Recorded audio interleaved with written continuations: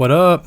Welcome to the channel. Thank you for stopping by. Today's a little different. I wanted to expand on something different on this channel. This video, I wanted to go over the Genji interactions with an Ana. Since I'm an Ana main, I can relate to this. I have, decent amount of knowledge about this. So we're gonna go over dueling an enemy Genji as an Ana player and how the buffs change the interaction. So first I want to go over is, if you've been living under a rock, that Genji had a huge buff, and you can see right here the Shuriken damage got increased by 28 to 30. The secondary fire spread got reduced, so it's a little bit more accurate. And the deflect, and this is the big winner, the deflect duration got increased by 1.5 to 2 seconds, and you can cancel your deflect manually, and that's huge, especially dueling a Genji, and we'll go over that later. So first, the Shuriken damage buff. While I was playing Ana, I didn't notice a huge difference with the damage increase. I felt like it was just the same as the previous patch. Yeah, every time I 1v1 a Genji, it felt like I won the same amount of duels as I did before. I feel like the Shuriken damage buff is mostly for like tanks, because obviously the tanks have a larger hitbox, and Genji himself will get his ult faster, and this will actually impact Ana because Genji's ult charge will go up. He'll have more ultimates a lot faster, which means more nano blades, which means more wins, which means the enemy Genji will have nano blade a lot faster. And that's definitely something to look out for, especially with the cooldowns and managing cooldowns and understanding how Genji can get the nano blade. So the damage increase definitely helps with the ult charge.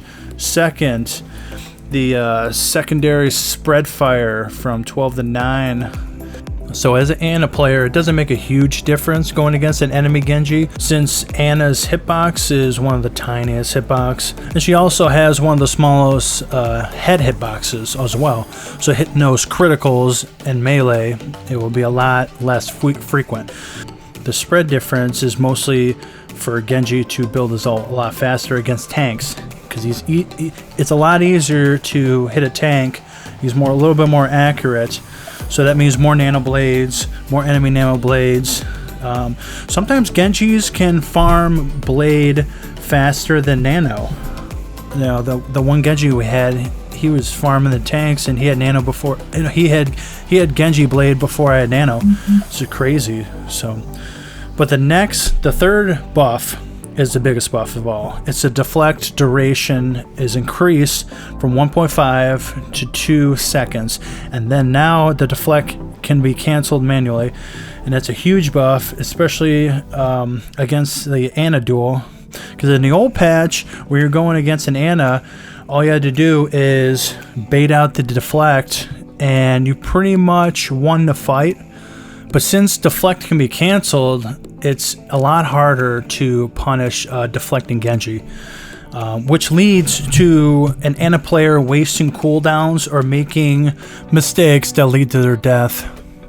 So some tips what I do for dueling a Genji is I try to do a shoot, sleep, animation, cancel. So you would just do a primary fire and use the sleep to cancel the animation out of the fire. And if you miss, then I would hold on to your nade until Genji dashes in, and then once he dashes in, you nade yourself, and then hopefully anti the Genji, and all you have to do is just shoot him twice, or the Genji would just back out and leave.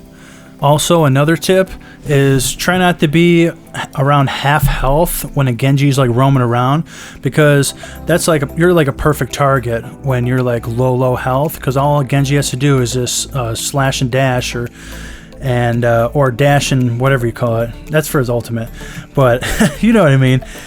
But he can use this combo to get in and get out, kind of like a Doofus, which actually leads me to my next point. Is Genji OP? And I think he's not OP, unfortunately.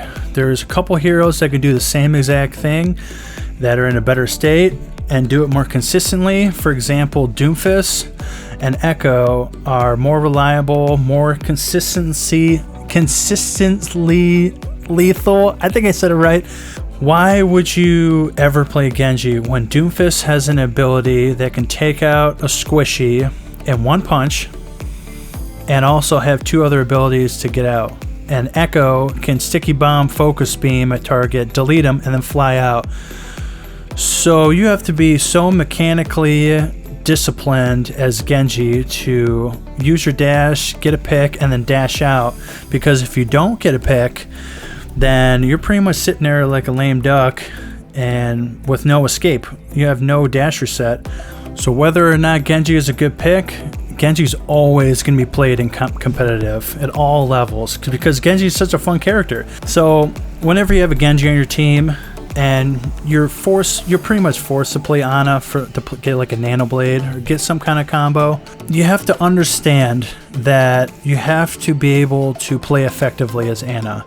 If the other team has like a full dive, like Winston, Diva, has a Doofus, has an Echo, you know, Lucio, all 5 of them just dive you. Yeah, there's no chance you can survive. So you have to switch no matter what. Even if you have a good combo with Genji, you have to switch to be effective. Switch to like a Mercy or something. So anyway, I know this is a little different, but let me know what you think. Like and comment. They're always helpful. I read them all. There's, you know. But yeah, subscribe if you want more content like this, and hope you have a great day. Peace out.